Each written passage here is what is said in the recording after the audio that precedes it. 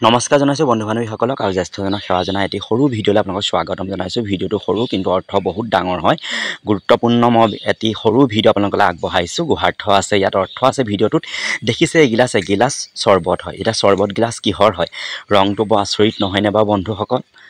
ৰংটো আচৰিত হয়। মই আপোনালোকক জনাবলৈ পাই সুখী হৈছোঁ। আমাৰ বাৰীতে কলপচলা ঢেৰ আছে, ভীমকলৰ কলপচলা হয়, কাষতে দহি কচু আছে। আপোনালোকে কোনে কোনে কলপচলা খাই জনাব। কলপচলা বিশেষ গুণ আছে, বিশেষ ঔষধি গুণ আছে। আমি কলপচলা সপ্তাহত 3 দিন 2 দিন নহ'লে এসপ্তাহত আমি এটা হ'লেও কলপচলা খাওঁ আৰু লগতে আমি চৰ্বত খাওঁ। চৰ্বতটো কি কৰোঁ? কলপচলাটো কটাৰ পিছত গিলাচে মানে চোকা মুখৰ গিলাচে আমি কাটি লওঁ, গুড়ি কৰি লওঁ আৰু তাতে পানী ভিজাই 10 মিনিটমান ৰাখি আমি চৰ্বত কৰি খাওঁ, মানে পচলা ৰসটো। প্ৰথম কথা হ'ল যক্ষ্মা ৰোগত মানে কলপচলাটো, ভীমকলৰ কলপচলা বহুত ভাল হয়।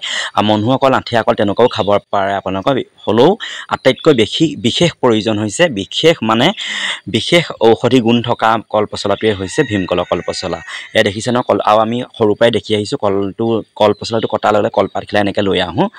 তাৰপাছত আপোনালোকক জনাম, যক্ষ্মা ৰোগতো কলপচলা ভাল, মানে প্ৰেছাৰত ভাল, চুগাৰত ভাল। আৰু বিশেষকৈ আমাৰ যেতিয়া পায়খানা খুব টান হয়, কঠিন হয়, তেতিয়া আমাৰ আঁহজাতীয় খাদ্য হয়। কলপচলা আঁহ আছে আৰু এই আঁহবোৰে আমাৰ পায়খানা বহুত মানে লোচা কৰে, মানে আৰু সহায় কৰে, মানে পায়খানা ঢিলা হোৱাত সহায় কৰে।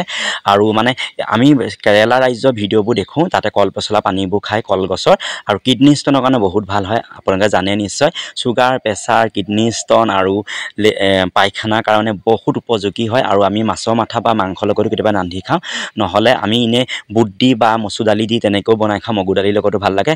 যিসকলক মই এইটো অনুৰোধ জনাইছোঁ, আপোনালোকে যিসকলে এতিয়া কলপচলা আজিলৈকে খোৱা নাই, বেয়া পায়, সেইসকলক মোৰ ফালৰ পৰা এইটোৱে অনুৰোধ জনাইছোঁ, বহুত ঔষধি গুণ আছে। মই এতিয়া ডক্তৰো নহয়, চিকিৎসকো নহয়, মই ইমান বুজাব পৰা নাই, কিন্তু আপোনালোকে যিমান পাৰে কলপচলা ব্যৱহাৰ কৰিব।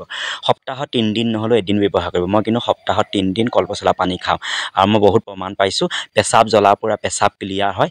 আৰু সঁচা কথা ক'বলৈ গ'লে কচু, কলপচলা আইৰণ বহুত ভৰপূৰ্ণ হৈ আছে। ভিডিঅ'টো কেনেকুৱা লাগিল জনাব। মই যিখিনি কথা কৈছোঁ সেইখিনি মোৰ ভুল ত্ৰুটি যদি ৰৈ গৈছে ক্ষমা বিচাৰিছোঁ।